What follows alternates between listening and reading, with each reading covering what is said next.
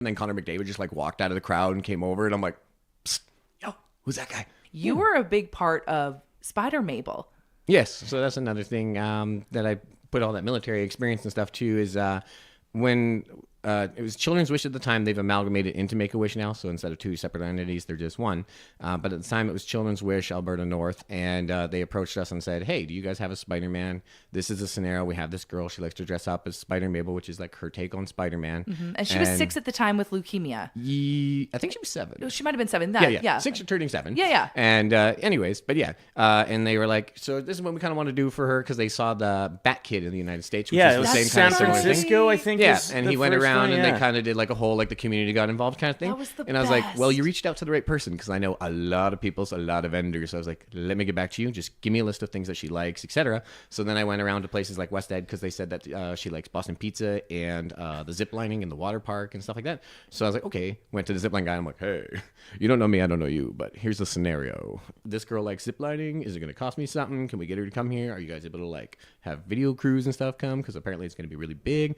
And everywhere I went and said that, including City Hall, the Edmonton Police, Edmonton Oilers, everybody was like, oh, hell yeah, man. You shoot me a date, you shoot me a time, I'll close everything down. We'll get this done. It was like, awesome. all right. It is I was pretty at City Hall when Spider Mable walked through with Andrew Ference. It was so awesome. It is pretty amazing to see this city step up. It was seems like there's a lot of good people that got a lot of time for something like this. For doing good work. Mm-hmm. So yeah, Andrew Ference was captured. Yeah, for those of you that are not aware, like even producer Reese was like, I'm not aware of Spider Mable. He was a little too young. Do you want to break down the full story and like what the plot was that day? Yeah, for sure. So summation is basically she got a message at, I think it was 7 a.m. There was a whole fake news thing that we organized with an actual news anchor, and they had like all the ticker tapes and everything, whatever, and they played the video, and they're like, Mabel, you got to come in the kitchen here. You got to come here. They're asking for you on the news. And she's all like, what?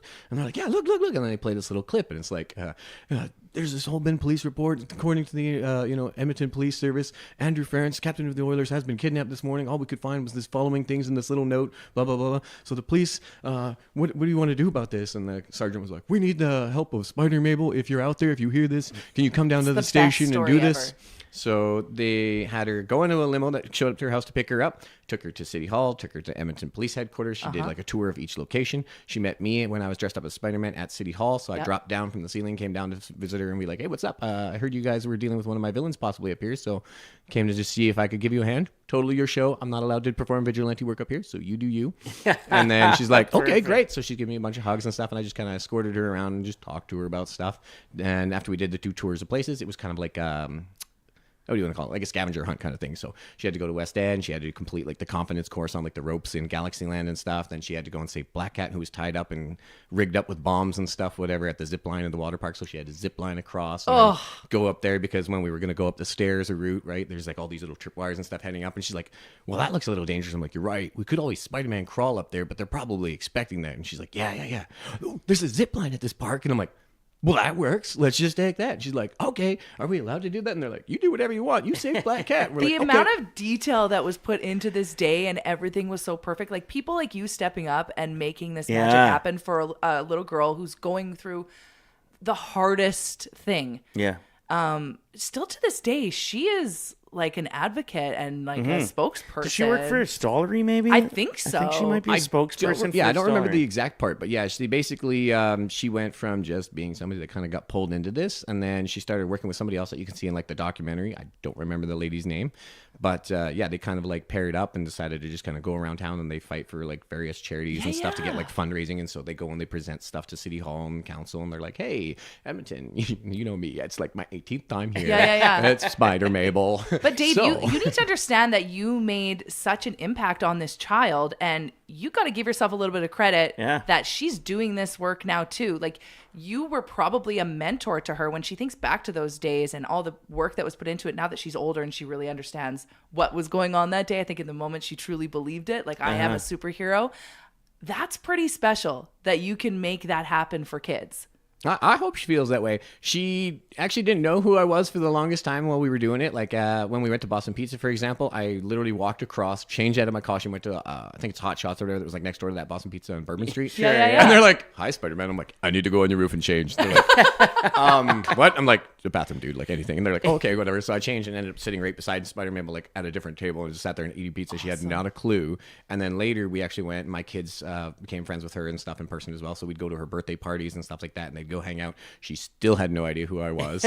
So I'd be sitting there laughing, and I'm just like, oh, yeah, I heard about the Spider-Man thing. Yeah, that's cool, whatever kind of deal. Tell us about how Connor McDavid kind of got in the way of your script, because at the time you just didn't really know who this guy was, and he came in and kind of messed with the plot that day. How did that shake down? So it was right before his rookie season. He wasn't even an Oiler yet. So he was an Oiler. Nobody knew who drafted. he was. Oh, okay. Yeah. Okay. So that makes it even more worse on my part. I was just sitting in the middle of like the Edmonton Zoo as Spider Mable, and we're like, okay, yeah, we got him. We got Mysterio. Everything's good. He's all locked up, whatever. And then they're like doing the big congratulations. Everyone's cheered and all this stuff, whatever. Andrew Ference is like, yeah. Oh, by the way, I got some stuff here for you, whatever kind of thing. And then Connor McDavid just like walked out of the crowd and came over, and I'm like, psst, yo, who's that guy? And they're like, you're like, this isn't part of the script. Yeah, and I'm like, I wrote the script, so I'm like. This dude's like just walking through security with like a jersey on, like somebody. And he looked like he was about 15 at the time. Yeah, and he's just wearing an Oilers jersey, casual pants and everything. He wasn't like fully dressed up or nothing like that. So I'm just like, yo, somebody want to like take this dude out? And then he's like sitting there, he's like giving your comics enough stuff, and my first impression of him was like everyone's like, he's a really nice guy or whatever. I'm like, maybe, but my first impression was like, dude just stole the limelight from this little like cancer surviving kid who's got like this whole Make-A-Wish day, and he just shows up in the spotlight and starts being like, hey, no, camera's over here. Look, yeah, I helped. I gave her some comics. Who this guy is. And I'm just sitting there. I'm like, I got webbing. I can shoot him. I'm sure it wasn't his idea to get in front of the cameras. You got to think Oilers were in on that. They were like, let's bring him in. That was their key spotlight to be like, by the way, if you're wondering who that weird guy was, he's the captain.